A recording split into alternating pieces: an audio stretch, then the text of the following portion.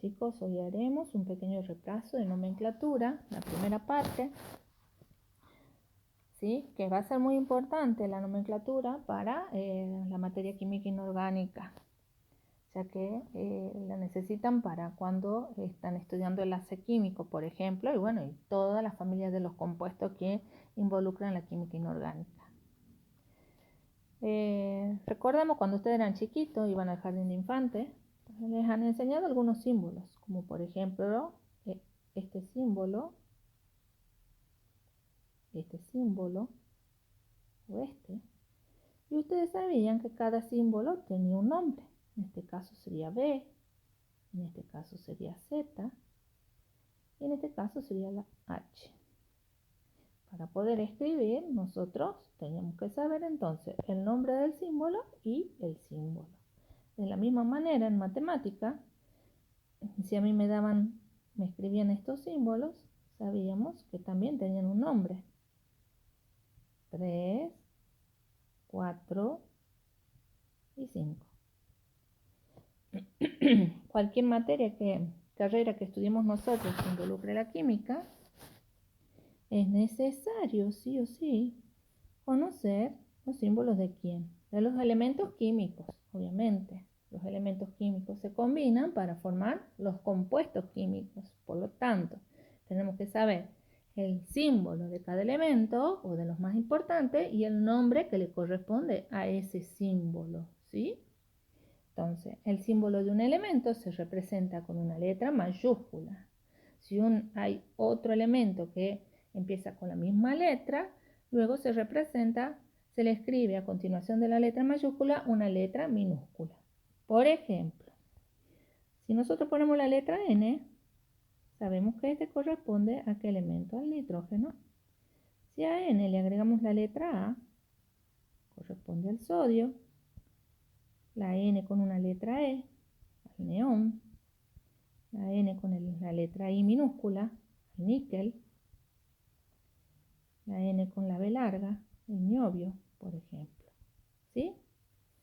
Y así sucesivamente. Ya cuando hay un elemento con una letra, pasamos a cambiar la segunda letra minúscula. ¿Estamos? También es muy importante saber de dónde vienen estos símbolos. Ellos provienen del nombre en latín o en griego de estos elementos. Es por eso que el sodio, su símbolo es el Na, la N y la A. ¿Por qué? Porque viene del nombre en latín natium. Estos nombres son importantes ya que muchos elementos tienen su símbolo a partir de ese nombre en griego o latín, y luego cuando usamos la nomenclatura tradicional, se utiliza como parte del nombre al nombre en griego o latín de ese elemento. Ya lo van a ver. Por ejemplo, ¿en qué elementos? Tenemos este símbolo Q, corresponde a cobre, que viene del nombre en latín cuprum. Fe, que es el del hierro, de ferrum. La S, que muchos cuando son chicos confunden con el sodio, es del azufre, y que viene de sulfurum. ¿Sí? ¿Qué más? Estos son algunos ejemplos que yo me tengo que acordar. Otra forma, el símbolo Au es del oro y viene de aurum, la palabra aurum, o Ag, que es de la plata, que viene de argentum. ¿Por qué no es AR la de la plata? Porque ya existía el gas argón, ¿sí? Con ese símbolo. Muy bien. Bueno, una vez que conocemos los símbolos de los elementos, es importante combinar esos elementos para formar los compuestos químicos, ¿sí? La nomenclatura es la forma de nombrar los compuestos químicos.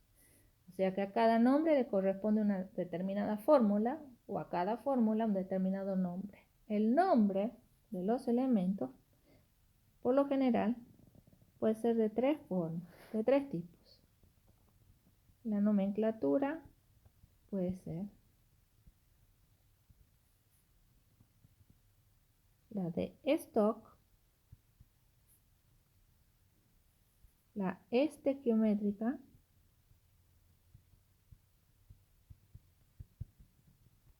o la tradicional. ¿Cuál es la diferencia?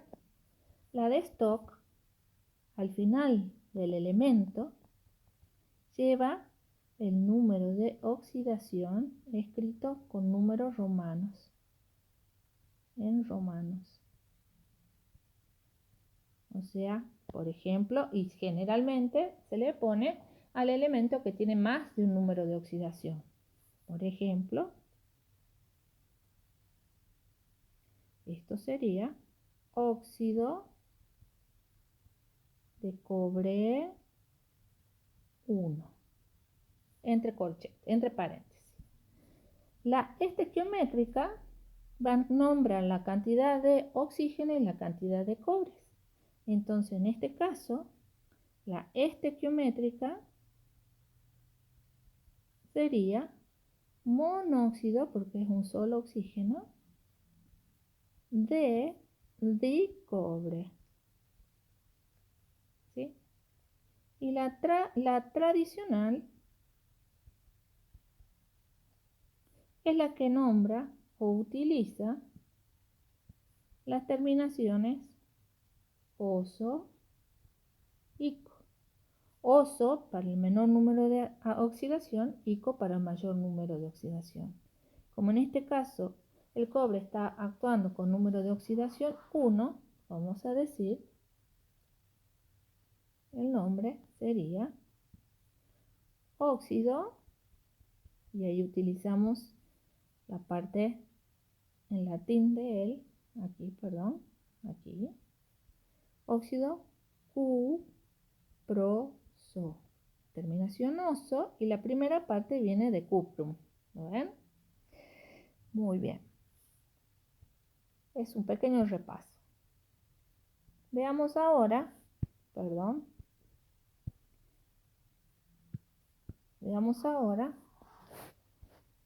de acuerdo a la nomenclatura, cómo se clasifican los compuestos. La nomenclatura me permite clasificar, vamos a escribir de nuevo la nomenclatura acá, a los compuestos en binarios,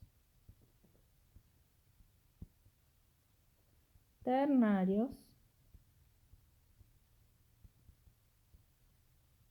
y cuaternarios.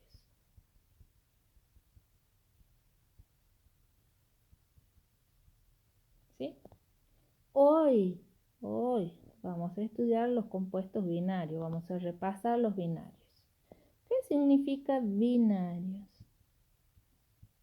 Binarios significa que están formados por dos elementos. ¿Qué quiere decir? Que yo voy a ver en la fórmula dos símbolos. Pueden tener los subíndices que sean necesarios, pero yo voy a observar en la fórmula dos símbolos. Dentro de los binarios tenemos los óxidos, que la palabra ya me está diciendo cuál es uno de los elementos,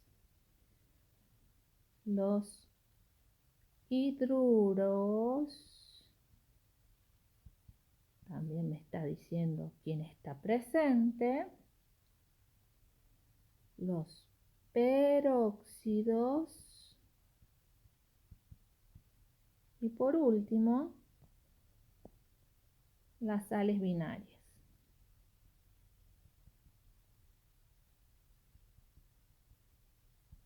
¿Sí? Muy bien. La palabra óxido me está diciendo que yo tengo presente el oxígeno en la fórmula. El oxígeno,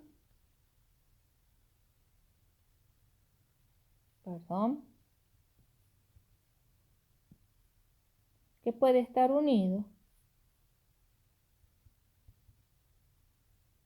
a un metal o a un no metal. En los hidruros está presente el hidrógeno, ¿ok? que también puede estar unido a un metal o a un no metal. Los peróxidos son algunos metales, sobre todo que son los del grupo 1 y 2, que se unen a un oxígeno 2, que es un puente oxígeno, ya lo voy a explicar más adelante. Y las sales binarias pueden estar formadas por un metal unido a un no metal o un no metal unido a un no metal. ¿Estamos?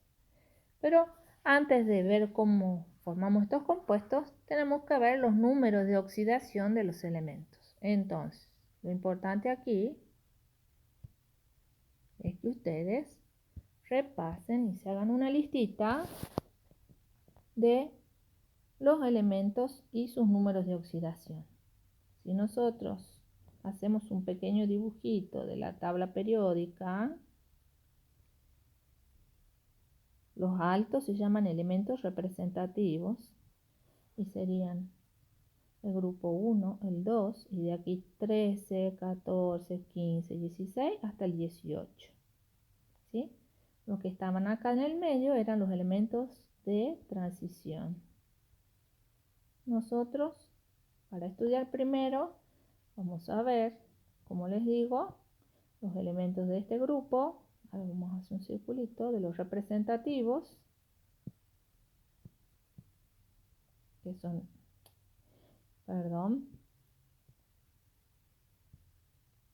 que son el 1 y el 2, y a partir del 13 al 18, estos de acá.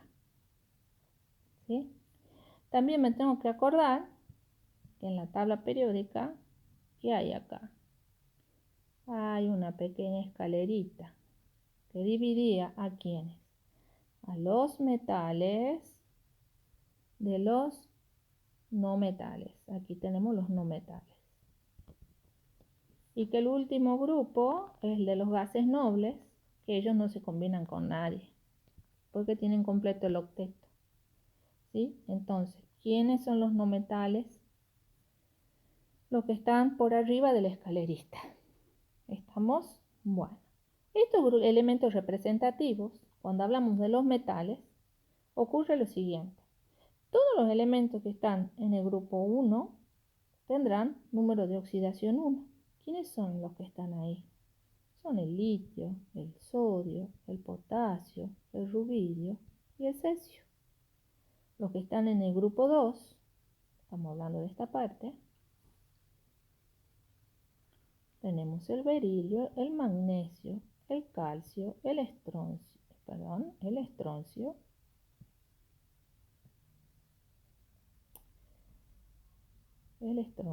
y el bario. Todos ellos con un número de oxidación 2.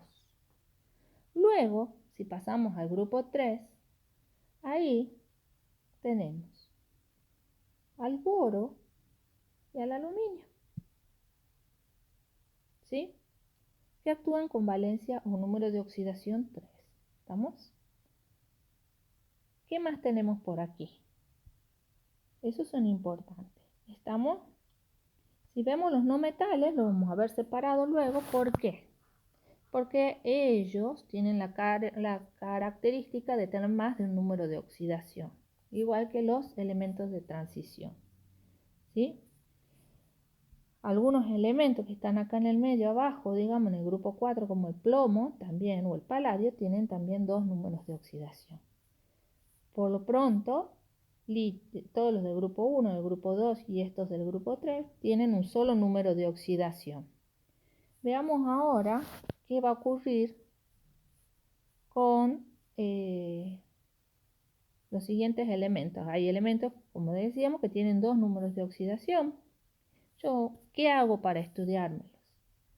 Yo empiezo con una listita, como digo, bueno, ¿quiénes tienen un número de oxidación 1? Litio, sodio, potasio, rubidio, cesio. ¿Y quién más? Y con 1 también está un elemento de transición que es la plata. ¿Sí? Y después del 1 vienen algunos que tienen 1 y 2, o sea, 2 números de oxidación. ¿Y qué elementos ya tienen 2 números de oxidación? y los que están en la transición, los elementos de transición. Y entre ellos, ¿quiénes tenemos ahí? El cobre y el mercurio. Y también tenemos uno que tiene 1 y 3, que es el oro. Y no tenemos más, no hay 1 y 4, número de oxidación. ¿Estamos? Luego pasamos a los que tienen número de oxidación 2. Ya vimos berilio, magnesio, calcio, estroncio, bario. ¿Y quién más? Tienen 2. El zinc, el cadmio, que son elementos de transición. Y luego tenemos los que tienen 2 y 3. Y ahí a quién tenemos hierro, cobalto y níquel, que también son elementos de transición. Y luego tenemos 2, 4. ¿Y quiénes tienen 2, 4? El paladio, el platino y el plomo. El paladio es un elemento de transición, mientras que el platino y el plomo están en el grupo 14.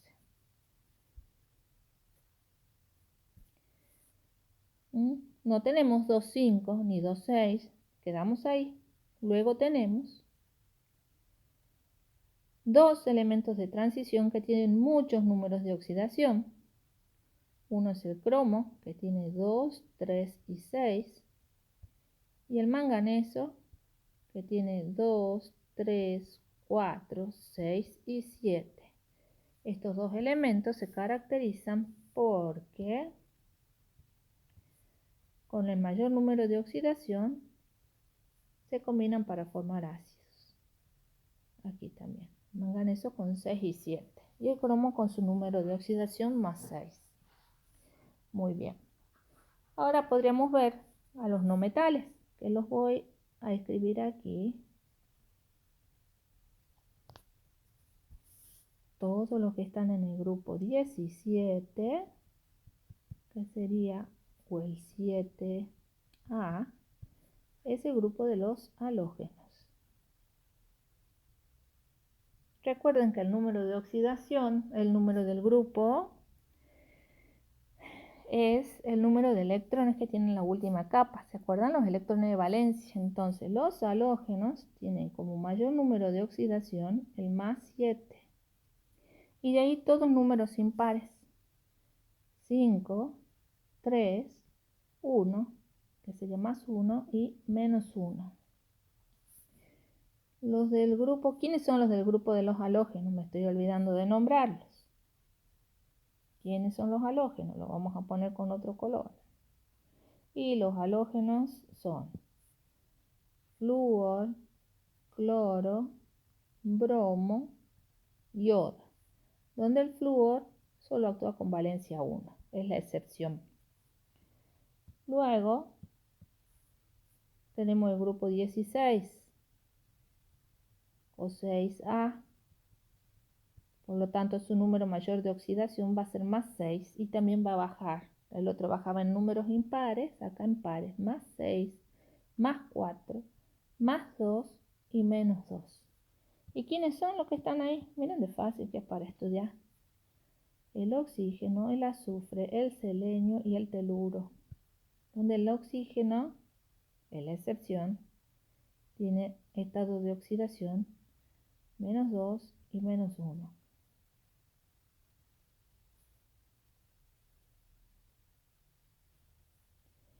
Después tenemos el grupo 5 o 15.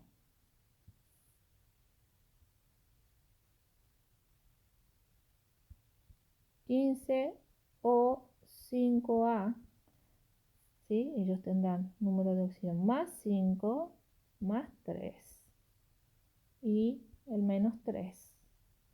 ¿Y quiénes están aquí? ¿Y quiénes son? Bueno, nitrógeno, fósforo, arsénico y antimonio. Y por último, perdón, no me entra aquí, en el grupo 4, vamos a poner acá, en el grupo 4, tenemos el carbono y el silicio, ¿sí? Como no metales. Y ellos actúan con valencia más, estado de oxidación más 4, más 2 y menos 2. Estos serían más o menos los elementos que ustedes se tienen que acordar con sus símbolos y sus números de oxidación. En el próximo video comenzamos con los compuestos binarios.